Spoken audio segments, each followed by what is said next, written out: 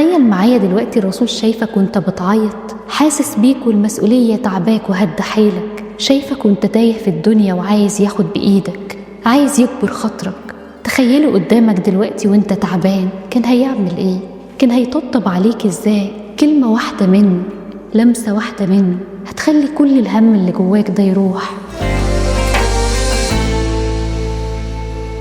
لو قلتلك ان في حد بيحس بيك دلوقتي، بيتعب لما انت بتتعب، بيتألم لما انت بتزعل، حريص عليك اكتر من نفسك، هتصدق ان كل حلول مشاكلك موجودة في حياته؟ شخص عايش قبلك ب1400 سنة، هتصدق ان هو بيحبك وبيخاف عليك؟ هتصدق ان هو مشتاق ليك؟ والله العظيم، والله قال ان هو مشتاق ليك. عندنا مثل مصري بسيط بيقول: اللي ملوش كبير بيشتري له كبير. يعني ايه؟ يعني لما تكون تايه ومحتار ومش عارف تمشي ازاي في حياتك، بتبص على حد نجح قبلك وتتعلم منه. ده منطق الدنيا. لما تحب تفتح مشروع جديد، بتبص على اللي نجحوا قبلك، بتدرس البراند الناجح ده وبتتعلم استراتيجياته. لما بتشوف اعلان قوي، بتفهم هو نجح ليه وتطبق نفس اللي هو عمله بالظبط. ربنا سبحانه وتعالى لما حب يوجه النبي قال له: أولئك الذين هدى الله فبهداه مقتداه. ما قالوش ابتكر طريقة جديدة، قال له خد طريقهم، خد منهجهم، الطريقة اللي عاشوا بيها. لاحظوا معايا حاجة، ربنا ما قالوش فبهم مقتداه، لأ، قال له اقتدي بالمنهج بتاعهم. القضية مش قضية أشخاص، القضية قضية منهج. ربنا سبحانه وتعالى ما سبناش من غير طريق واضح. قال: قل إن كنتم تحبون الله فاتبعوني يحببكم الله.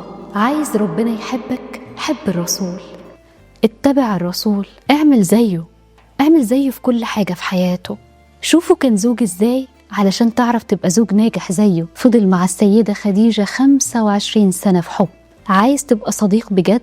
شوفوا كان ازاي مع أصحابه. عايز تبقى أب ولادك يفرحوا ويفتخروا بيك؟ شوف الرسول كان أب ازاي.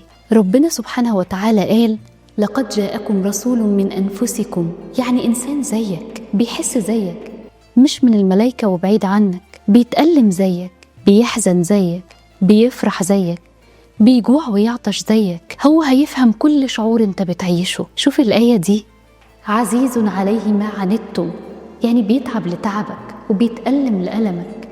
تخيل معايا دلوقتي الرسول شايفك وانت بتعيط، حاسس بيك والمسؤولية تعباك وهد حيلك، شايفك وانت تايه في الدنيا وعايز ياخد بإيدك، عايز يكبر خاطرك. تخيله قدامك دلوقتي وانت تعبان، كان هيعمل ايه؟ كان هيطبطب عليك ازاي؟ كلمة واحدة منه، لمسة واحدة منه هتخلي كل الهم اللي جواك ده يروح.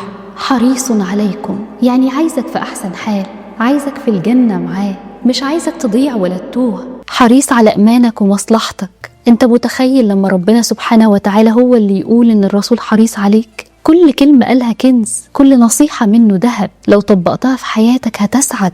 بالمؤمنين رؤوف رحيم، رحيم في منهجه، رحيم في كلامه، رحيم في سكوته وفي أفعاله، رحيم وهو زوج، وهو أب، وهو صديق، وهو قائد، وهو معلم في كل حالاته. من هنا جاء اسم برنامجنا فبهداه مقتدى، علشان تتعلم من الرسول وأمهات المؤمنين والأنبياء اللي سبقوا الرسول. عندنا منهج مش هنمشي بدماغنا، عندنا منهج يصلح حياة دلوقتي وبعد 1,000,000 سنة جاية. هدفي من البرنامج ده نحب الرسول، نحبه بجد، هنشوفه في كل تصرفاته في حياته، هتحبه لرحمته ولإنسانيته، وهتحبه لأنه بيحبك ولأنه عاوزك معاه في الجنة. انتوا شايفين احنا بقينا عاملين ازاي النهاردة؟ الناس في الشوارع تايهة، مش عارفة الصح من الغلط، علاقات بقت صعبة وبيوت بتتهد وأسر بتضيع وشباب تايه.